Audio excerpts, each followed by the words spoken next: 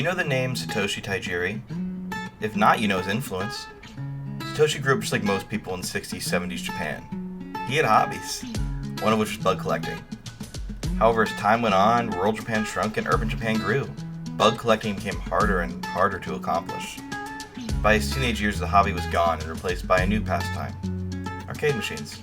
He quickly became enamored with playing them on and on and on throughout his teenage life.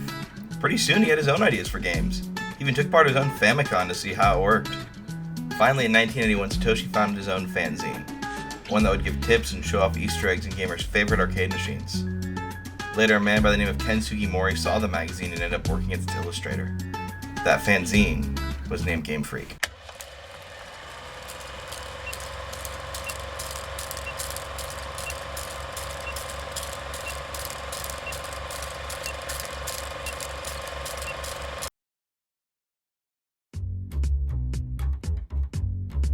During development of the first Pokemon games, Nintendo brought a man named Senekazu Ishihara to help shepherd the business side of it. After the release of the games and following their success, Ishihara founded the Pokemon Center Company, known today as the Pokemon Company.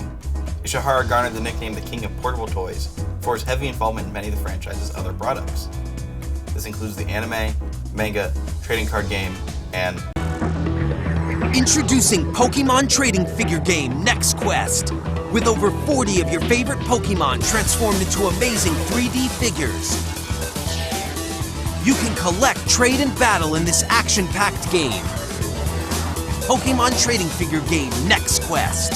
It's a whole new way to play.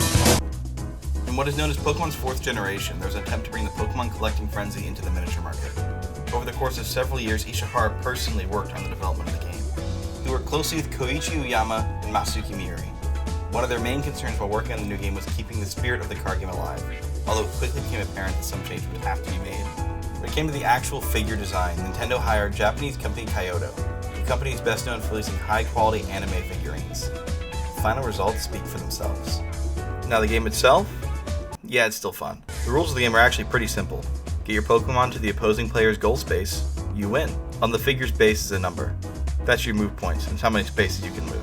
It is Pokemon though, therefore there's Pokemon battles. You can see on the piece's base there's several colored spaces. Red being the lowest, you missed. If the opposing player gets anything other than a miss or a dodge, they win.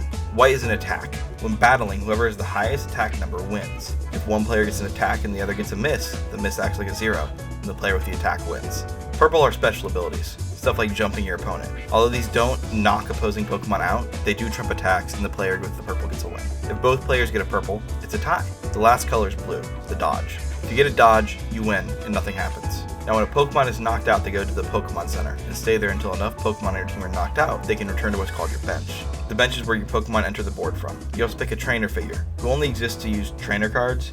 You spin them. If you succeed, you can use the card. If you fail, your turn is over. Sadly, this isn't a single player game, so I had to call in some help. Everyone say hi to Robert. The trainers we picked are Misty and Landon. I'll be Misty, he'll be Landon. These are our teams. Over here is Regigigas. He'll be a referee and defender of the few donuts we have left. With all that, let's let our game begin. Now the first person to move gets one less point than their move points typically grant them. So here I only move one space.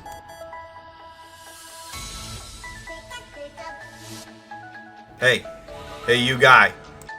Due to the violent spitting nature of the pieces, we quickly found that a lot of them were falling apart, like Ho-Oh over here who is just resting on it, on his buttocks. Here I'm testing a new lighting and oh that's gross, turn it off. No Robert, please, take your time. We got it. Here I managed to outmaneuver Robert as he moves the other Pokemon up to get me. And you can see him get mad up there in the corner. Oh, he successfully blocks me.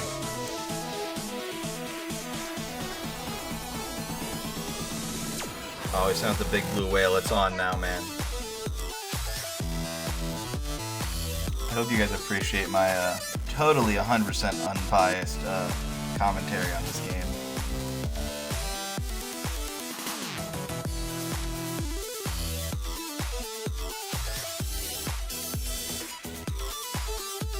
Here's the first battle of the game, and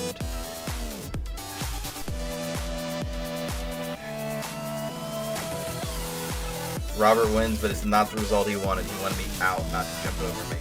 Special abilities, man. So here we go battling again, and this time I believe my special ability told us we had to switch places, even though that was not a good outcome for me. You win some, you lose some, man.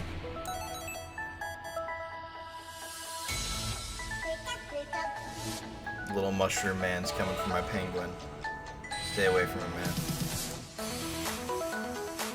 So here's a rule of the game we didn't really talk about before, where if you are surrounded on both sides by an opponent's Pokemon, your Pokemon is out.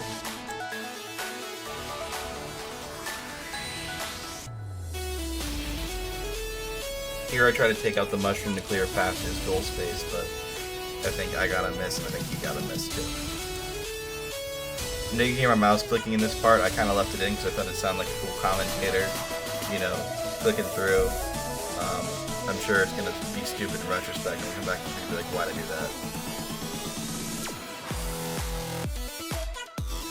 that? Back here we have the whale and a big green bug going head to head, and he beat me. I do know their names, by the way, just so no one gets mad at me. Oh, fell off his thing, so I'm done with him.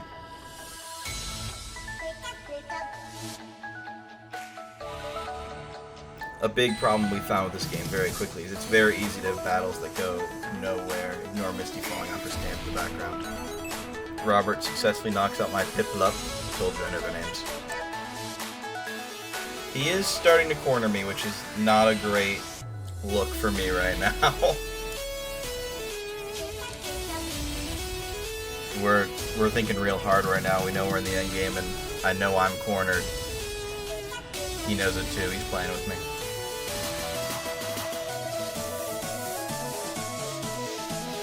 You know, in retrospect, I should have moved that Meowth up. I have a clear shot to his goal space. I don't know what I was thinking.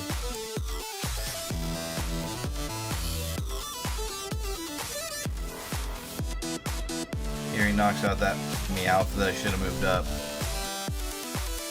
The fight this whole game's been leading up to, the battle of the brothers,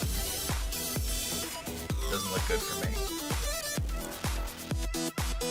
Just excuse Robert while he dominates. Another option, I rush Ho back to his spot, and I get cornered. Robert claims his victory donut. Here is our winning team. Alright everyone, time to say bye to Robert. Thank you, Robert. You did great.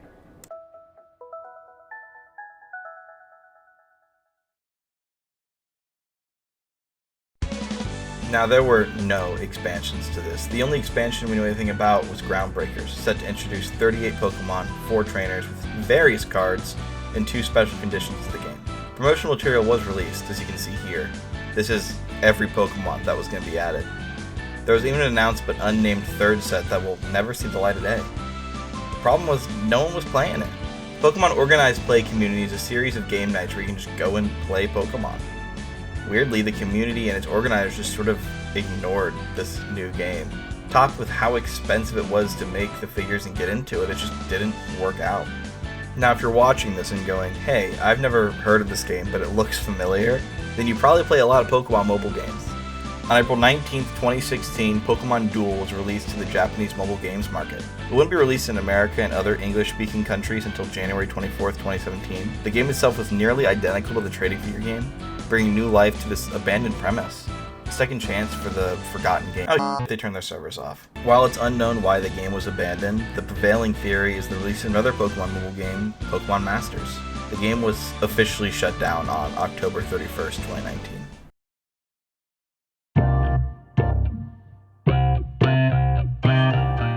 Pokemon currently bigger than ever before. Is there any hope of this game ever getting a second chance? Or a third chance, I guess? No, this is dead.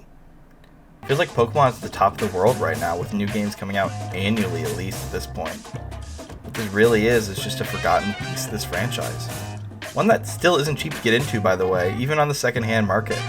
I guess it's just nostalgic for me. Of a time where Pokemon was willing to take risks and see what happened. And they weren't constantly playing it safe with their new products and games. It's a fitting lesson, really, to just Do that thing you're scared to. Put it out there. No matter how forgotten you may think it'll be or how disheartening that thought may be, someone will remember it. Even if it's just some schmuck on YouTube.